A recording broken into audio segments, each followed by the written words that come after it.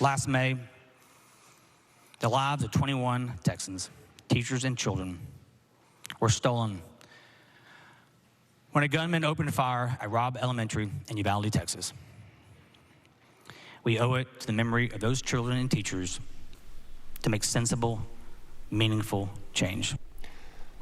House Speaker Dade Phelan pledging to make Texas schools safer. It's no secret the parents and family members of kids massacred have campaigned for significant gun reform, like raising the age of purchase for semi-automatic rifles and red flag laws to keep firearms out of the hands of the mentally unstable.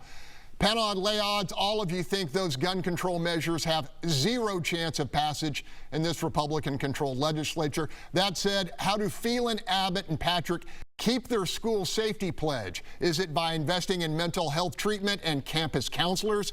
I ask you, Mark Jones. Well, I think we're going to see definitely no gun control, but we are going to see increase in expenditures on safety measures such as bulletproof police shields and panic buttons. There will also be at least some symbolic expenditures on mental health, but it'll be a drop in the bucket. And if the Republican lawmakers really wanted to expand mental health coverage for these children and teenagers, they would expand Medicaid under the Affordable Care Act. That would provide a significant amount of money. What we're going to see is a focus on hardening schools and then sort of throwing a bone to mental health that won't have any real impact whatsoever. Charles Blaine, what's your read here?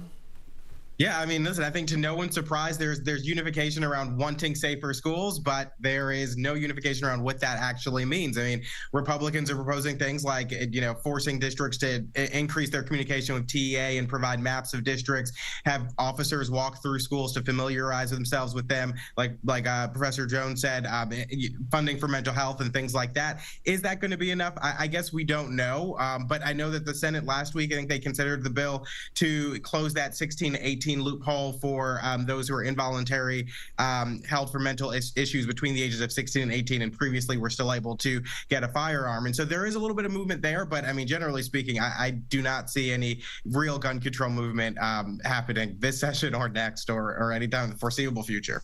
Chris Bell, polling overseen by Mark Jones shows that a majority of Texans actually support some of the stuff, the red flag law, raising the age. Is this bad public policy not to do limited common sense things that can potentially prevent these school shootings? It's horrible public policy, and it's so sad because if you'll remember, after Uvalde, there was so much talk about this time it just feels different. And it really did feel different. And it felt like we might see some positive change around the gun issue. But instead, we're back to the same old, and they'll throw a little bit of money at it, like Mark said, but it won't be anything significant. And it's not going to cut down or make children any safer in our schools. And I think that is really horrific. Jackie, clearly Republicans don't think that they have to do this and they can hold on to power. Well, I mean, let's look at Uvalde.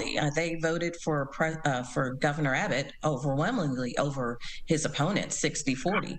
So clearly Uvalde voters agree with the governor and his policies, and they trust his policies. But one thing we haven't discussed is the procedure of making sure that law enforcement are in lockstep with a lot of the education administrators and making sure that policies are in place. And we saw that was lacking at Uvalde. So that is a measure that's being pushed right now. Okay, got to leave it there.